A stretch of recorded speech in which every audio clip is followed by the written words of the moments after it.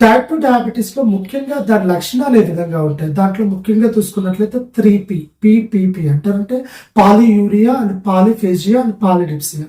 Polyuria, poly అంటే ఎక్కువగా, urea అంటే యూరినేషన్, ఎక్కువ సార్లు మూత్రానికి వెళ్ళడం, నైట్ టైంలో నాక్టర్నల్ యూరినేషన్ అనేటువంటిది ఎక్కువగా ఉంటుంది, మల్టిపుల్ టైమ్స్ లో యూరిన్ అనేటువంటిది వెళ్తాం అనమాట.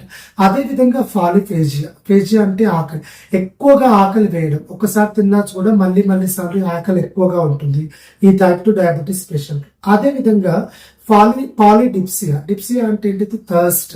సో ఎక్కువగా థర్స్ట్, నోరు ఎండుకుపోవడం కానివ్వండి, దాహం ఎక్కువ అయ్యడం అనేటువంటిది ఈ టైప్ 2 డయాబెటీస్ లో చూస్తాం. అదే కాకుండా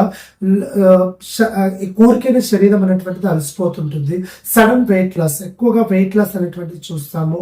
డిలేడ్ వూండ్ హీలింగ్ అంటారు, అంటే ఏంటంటే పుండ్లు అనేటువంటి ఎక్కువ రోజులు కూడా మారకుండా ఉంటాయి అనమాట. అప్పుడు వెంటనే షుగర్ టెస్ట్ అనేటువంటి చేసుకోవడం చాలా ఇంపార్టెంట్.